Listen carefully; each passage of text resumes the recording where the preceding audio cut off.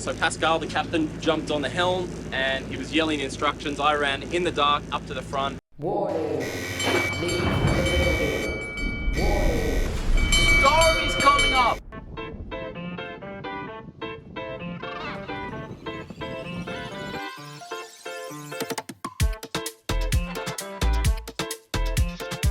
Now we're underway. I'll just try and briefly explain what happened last night. So I was fast asleep. I'm not sure what time it was. Probably about 3 a.m. The captain yelled, "Get up, get up, get up, get up, get up." I woke out of a deep sleep. It's pitch black, it's raining. When we went to bed, it was good weather. We could see a storm in the distance, but we were in a very calm spot. We weren't popping any wind. Within a few hours, obviously, the wind had changed direction and we were now no longer sheltered. Before we go to bed, the captain put on a GPS marker on his phone, an anchor alarm. The boat is able to swing in a 360 fashion, but if it moves out of that sort of 60-meter radius, then the alarm sounds. The wind had completely changed direction. The anchor had gone like that and it lost traction. So luckily we were moored far enough out that there was no other boats right next to each other, but it's a good lesson that I learned.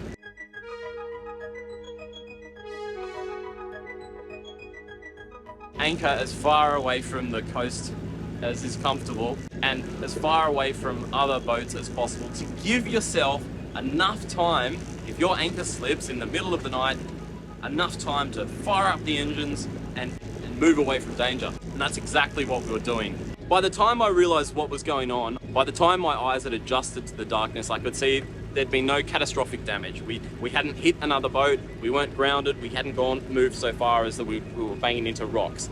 But with that swell and that amount of wind, if the anchor had completely overturned, I would estimate we'd be on the rocks within 30 seconds.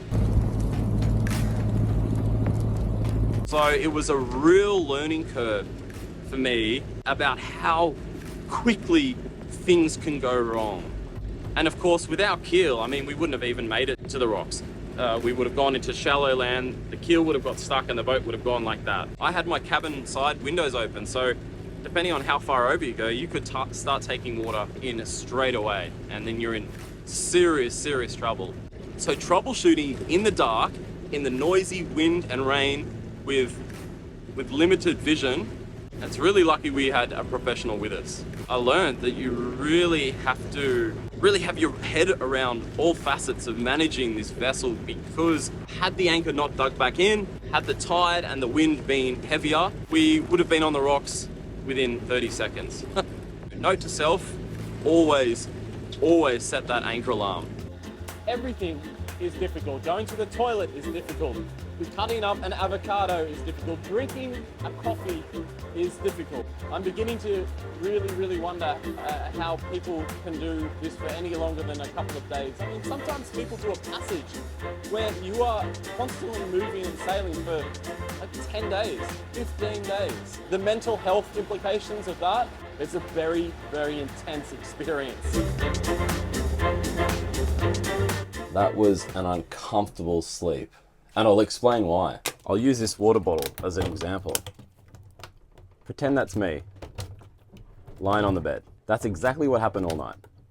Because we were side on to that all night. Excuse me, this is going to look a bit stupid, but I want to show you what I did to remedy this situation. So I'm lying down here, right? I just couldn't stop the movement. I got the spare pillow and I locked it in there behind my back. When the boat would roll that way, I just wouldn't go that far. And then on this side, I sort of wedged that in there. And so I was sort of cocooned, and that's how I survived the night. And I'll tell you what, these are such big, long sailing days out in the sun, exposed to the wind and the elements.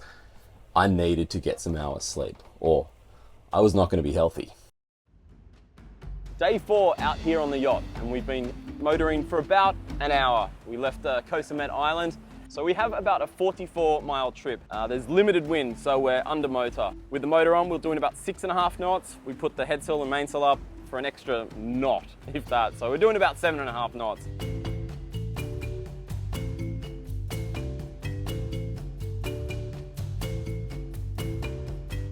I haven't had breakfast, but with any luck, Master Chef will see fit to do some poached eggs and avocado on toast. I'll just say it, cooking is a right pain in the ass. Even with the gimbal stove that goes like this against the waves, it's still a pain in the backside.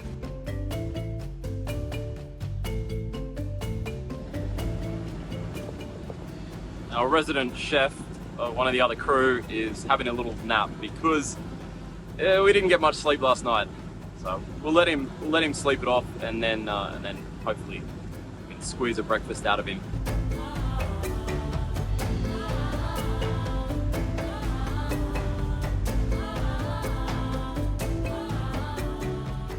Look at that, it's such an isolated dump of rain and then blue on the other side. We've been incredibly lucky with the weather so far, but... So this is supposed to be my lunch. And why is it green, Captain? Well, oxidation. It's only 3-4 days old, Yeah. but it doesn't look so nice anymore, so I'll just drop it. Maybe the fish will like it.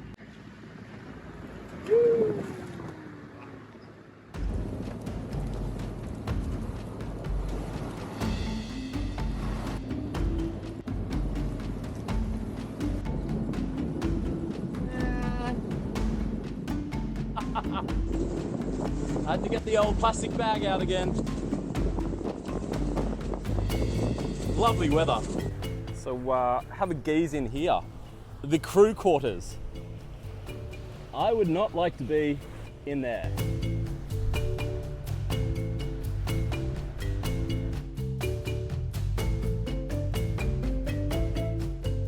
Well, that would be right. As we start heading home, because it looks like it's going to storm and rain for the next 24 hours, the sun comes out, but that's okay.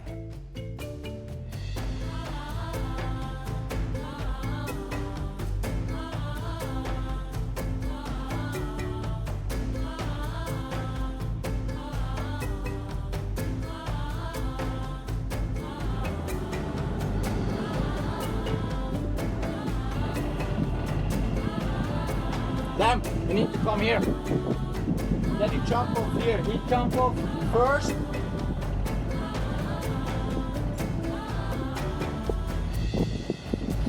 Sammy, you need to catch very quickly because it's gonna blow the bow away. Oh man, Sammy, you're doing a good job. You too, buddy. Well done. Well, It's not my first rodeo. Like balls.